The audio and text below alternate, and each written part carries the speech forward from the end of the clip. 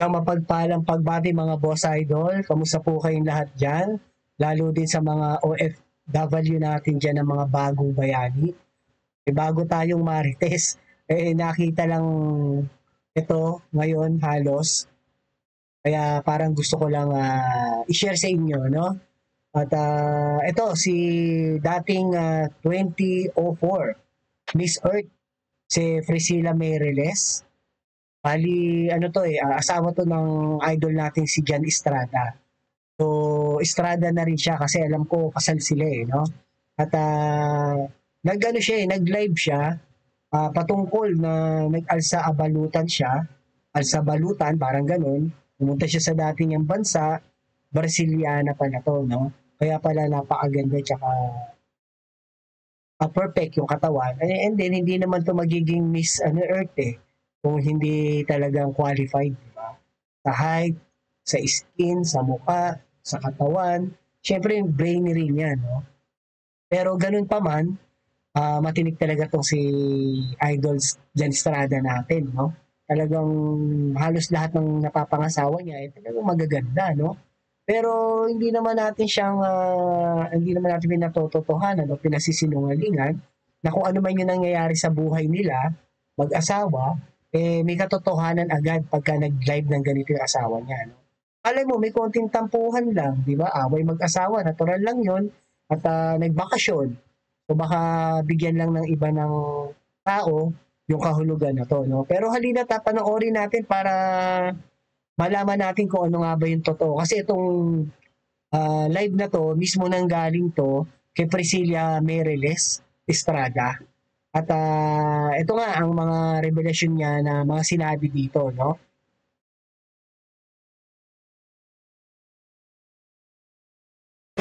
Wala pang divorce sa Pilipinas, di ba?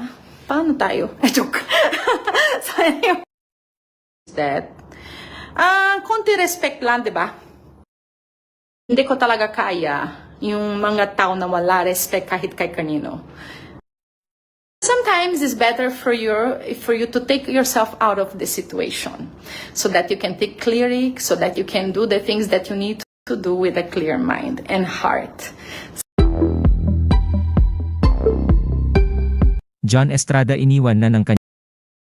Bago po ang lahat, paki-subscribe ang video ni Celebrity Story. At kung ikaw po ay bago din dito sa ating channel at nagawi po kayo, baka naman pwedeng makalambing po kahit na isang subscribe lang dyan at like and share. Maraming salamat po at pagpalain po kayo ni Papa Nat. Kanyang mag-iinang si Priscilla Meireles at anak na si Anetska. Nitong Lunes ng gabi July 15, mapapanood sa live video ng beauty queen at asawa ni John Estrada na si Priscilla Meireles na umalis na ito ng Pilipinas, kasama ang anak na si Anetska. Kasalukuyang nasa Brazil na ngayon ang mag-iina kapiling ang pamilya ni Priscilla. Kahapon lang nang mag-trending sa social media, ang mga naging komento ni Priscilla sa ipinost na larawan ng asawang si John Estrada, na mabilis na pinag-usapaan online. Kasalukuyan kasing nagbabakasyon si John sa Boracay, makikita sa larawan na mag-isa lamang ang aktor at walang kasama, maliban sa kumuha ng larawan sa kanya. What an awesome place! Henan Garden Boracay, captions ni John Estrada. Isang netizen naman ang pabirong nagtanong kung sino ang kasama niya sa Boracay, kung si Lena ba o si Marites. Sina Lena at Marites ay ang dalawang babae sa buhay ni Rigor, ang karakter ni John sa seryeng Batang Quiapo. Ang ikinagulat ng mga netizens ay ang naging komento ng misis ni John na si Priscilla, anito, si Lily Hallman, na tila sinasabing iyon ang kasama ni John sa Boracay. Dagdag pa ni Priscilla na lalong ikinaintriga ng mga netizen, looking very divorced Mr. Estrada at Lily Hallman. Sa ngayon ay nasa Brazil na nga si Priscilla at anya sa kanyang Facebook Live ay gusto na muna niyang makapag-isip-isip at makapiling ang pamilya ngayong may pinagdaraanan siya sa kanyang buhay. Grabe, no? Kung totoo man yun na meron ng hiwalayang naganap, napakaganda nitong babae. No? So, hindi rin natin masabi, no? Kahit anong ganda ng babae, baka naman kasi, syempre, may lamat na, hindi na nagkakasundo. Yun kasi yung mahirap dyan. So, yung pagsasama. O siguro baka nag-away lang naman 'to or nagkakaselosan. Pa natin 'to gustong mangyari na magkahiwalay sila kasi meron silang anak. Gusto rin umano niya masiguro ang magandang kinabukasan ng kanyang anak. Nagbiro pa ito na papano na kaya mangyayari sa kanya gayong walang divorce sa Pilipinas. Tanong pa ng isang netizens, sa ganda niyang taglay ay nakuha pa siyang kaliwain ng asawa. Simpleng sagot ni Priscilla, ganun talaga. Narito pa ang ilang bahagi ng kanyang live video. Good morning over there. So we just came from the mall. We're walking home now. And I have my companion. Come to the other side, my baby. And we both have purple mouths, lips. We have purple lips because we had a lot of acai and all the food earlier. And we also have here. Yeah, let's go up there, baby. Okay, guys. So we're just walking. We came from the mall. And the house is literally just like 1-2 minutes away. And it's 9:22 p.m. here in Manaus. Of course, 9:22 a.m. there in the Philippines. And we're just strolling around, going home. And I tripped. And we're going home. It's just here. Just there, over there. So we're just gonna cross the pedestrian. So how are you guys doing over there? How is the weather over there? Just gonna cross the road. There. And we are super full from all the food that we ate. So my love, what is your favorite on the food that you tried tonight? Acai. The acai? Okay, aside from the acai. You know, for the fish, and then we had some takaka, we had tanpaki, takaka, and then we also had the casquinha de caranguejo. Which one did you like I the think it was most? the fish. You like the fish? Yeah. It's really good, right? Did you like also the crab meat? Yeah, that's my Yung tangkad niya ng anak ni Jan Estrada na yun, na babae, no? Kasi yung asawa niya rin na si Priscilla Meriles Estrada, Miss Earth to, no? Kaya matangkad din yung height nito. Kaya sigurado yung anak niya, sana mag-sport volleyball, no? Sumali rin sa mga beauty pageant. Sigurado, meron siyang mga position. second favorite. Second favorite? Yeah, it was really good. And it's really so yummy because lahat ng mga fish dito, like the tambaki is from river. We don't really have beach here. The beach is river beach. So the food, the fish is very fresh. It's very good. It's super, super yummy. And the way usually we cook there is either grill or sometimes they bake, sometimes they barbecue. We are not really into frying. That's the big typical food. But here, we're home already. So we're gonna go inside. And then, although it's quite fast, kasama ko yung nanay ko. Yung lugar na pinakita niya kanina habang naglalakad siya, akala mo nasa BGC lang, no? Diyan sa Bonifacio. Yung anak ko. It was there. At Ali before. No, it's a different one, baby. No, here. It said 5 and 6. No, 5 and 6. Idol, my new naman ba si John? Grabe, Nick, ganda mo. Ay, ano ba to? Ay, nako po. Ganon talaga yung buhay. Wala naman Wala ano man. Ganon talaga Itong ano nangyari, respeto lang yung gusto ko humingi sa kahit sino. Kasi, pati, especially kami mga babae, di ba? We deserve respect. So, yun lang po. So, respect lang gusto ko humingi kahit kay kanino. Kasi, palagi ko binigay na respect sa mga tao. Pwede naman pumunta sa out of the bansa, di ba? Pwede pumunta kayo. Yun nga lang, ang respect, binibigay yan ng kusa, hindi hiningi. So, napakaraming matatalino, nagmamagaling-galingan talaga sa social media. Pero tama lang din naman, respeto lang din naman. Kasanang palalain yung parang gano'n. So ito ating pinapanood Ito parang ano lang naman, siya naman yung nag-live dyan, di ba? Kayo na bahala kung ano ba talaga nangyari. May konti siyang pahapyaw, na may konting divorce na kung nasa Pilipinas. Parang medyo alam na rin natin kung ano yung mga pahiwati niya. So, means, may konti siyang pahapyaw pero ayaw niya rin naman pag-usap.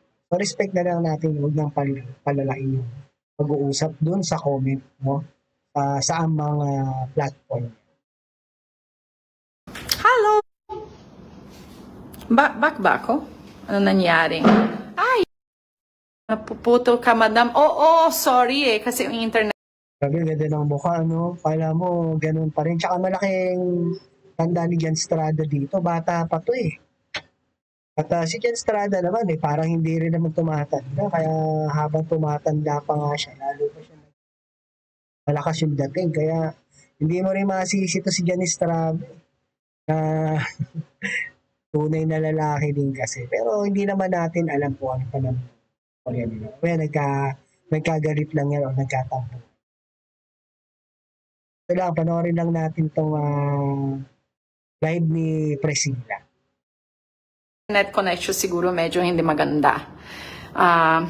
Tapos, sino pa iba? Si mag-divorce na John Mona Moana ni Rigor. Wala pang divorce sa Pilipinas, di ba? Paano tayo? Joke.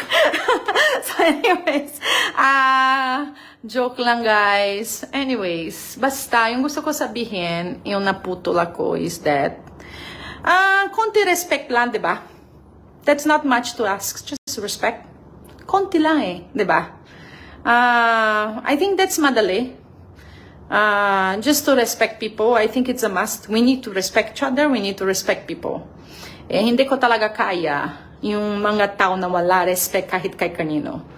Certain things that we need always to respect is family. We need to respect mga magulang. We need to respect mga asawa, tsaka mga anak, di ba? So, yun lang sasabihin ko. Respeto lang yung hingin ko sa kay kanino. Baka yung respect na hinihingi niya, yung sobrang mga nagko-comment sa binabasa niya habang nagla-live siya, may masyadong parang maraming tanong o personal. Pero syempre, hindi mo rin masisisi yung mga nagtatanong kasi nga, medyo nagpapahiwatig siya na may divorce. Alam mo, paano tayo? So, alam mo naman, mahirap yan. Mas maganda kung pina-private mo na lang yung family life. Pero kung ganyan kasi, marami talaga makikisaw-saw yan. Lalo na celebrity kayo. Makilala kayong tao. So, yun lang. Pero respeto rin ang ibigay natin sa hinihiling niya na not too much naman. Yung sobrang comment o tanong. Ayun. So, anyways, going back to live natin, mas interesting to Si Fanny, gusto ko pasalamat and say hi to Fanny. Good morning, always watching here from Hong Kong. Kumusta po? Si Mompil Christy. Oh, thank you, Mompil. Si Raul. Hello, ang ganda mo at thank you po. Beverly Omole. Haller Dog, guapa, watching from Negros, Oriental, Visaya, Dumaguete. Arlang, God bless. Oh, thank you po. And gusto ko pa, pa-hi-hi sa lahat na manonood na yon yung live natin. So, nasa bahay na ako, nasa condo ko na nanay ko, kanina nasa rest house niya. So, yun, ito yung gusto ko pa-share sa inyo lahat, yung buhay ko dito dati sa Brazil. So, ito yung condo na nanay ko. Pakita ko sa inyo. Ito, we are actually in what they call, it's like a balcony to, pero it's closed kasi siya enclosed balcony. So, we just like have aircon. So, ganun lang siya. It's like where sometimes we entertain people dito. Tapos dyan is the living. Ang laki ng condo, no? Kasi balcony pa lang yung sinasabi niya, hindi pa yung loob ng bahay. Pero sana in-open niya or nagtira siya ng medyo open para kung nasa taas man sila ng floor, try nating mga 20 floor, ganda na yun pag sumilip ka doon tsaka presko. Sana medyo naglagay sila ng may open or nagtira. Ang balcony nga parang veranda. Room, lahat-lahat. So, yun. So, dito lang kami. Mag-enjoy ako yung family ko dito sa Brazil. And then, gusto ko pakita ko sa inyo yung view from here kasi we're in the penthouse. So, tingnan ko kung kaya. Teka lang. Yun, this is Manaus, guys. So, ito yung Manaus. Diba, ang taas ng lugar niya. So, kung medyo may open siya dyan, hindi nila nilahat, at least, diba, pag sumilip ka dyan, presko. Sarap, lalo na kung hapon, paggabi na. Kasi, medyo taasan mo lang yung tumirehas ka ng paggagawa para hindi delikado kung magkaroon na ng biruan. Bata, delikado din ang pagkagawa. Masarap sana inopen nila kahit ko. So, yun. So, we're in the penthouse right now. So, there. So, yun. There, and we just like enjoying. Just came here to enjoy my family, to bring my daughter here so she can get to know more her culture, her Brazilian culture. And, of course, to rewind, I need to, I need some time for myself to think about life. To plan the future, my daughter's future, the future of my family. And of course, the best way to do that is really go to your loved ones, right? To your family. Kasi sila talaga yung foundation. And I'm just so happy and so blessed to be able to share with you guys where I'm going. And I'm gonna be sharing even more in the next days, the days to come. And sa lahat na manonood dyan sa Pilipinas, I just want to wish you all the very best. And I just want to remind you all to always be kind. And, we don't know the battles of the other person. We don't know what they're going through. In the end of the day, in social media, we all mere spectators. Hindi nating alam yung mga dumadaan ng mga tao. Pero, we can never forget palagi dapat we should always remember that respect is the most important thing that exists. Respect sa tao, respect sa family, respect sa bansa, diba? So we should always keep in mind that respect is more important even than love. For me, respect comes first and love comes next. So, yon. So, dahil dyan, gusto ko sabihin sa inyo lahat that I love you guys. I love the Philippines. I've learned to love the country, to love the people. Pinoy talaga yung puso ko. And I'm just vacationing and I'll be back home soon. So, yeah. So, hanggang dito muna to and then lilipat tayo kung saan makikita ko yung nag-Miss Earth siya dito sa Pilipinas ng 2024. So parang siya ata ay naglipat ng corona sa 2025, baka gano'n. 2005, kasi 2004 pala siya. No? So 20 years ago na pala may hawak siyang title sa sarili niya. Kasi doon ata siya nanalo o 2004 niya. At lipat tayo sa kabila, no? i-eyes ko lang.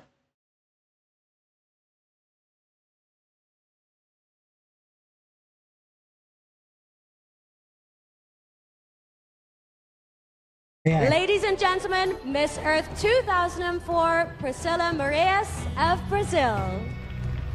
It was an amazing year, full of great experiences, exciting places, and a lot of new friends.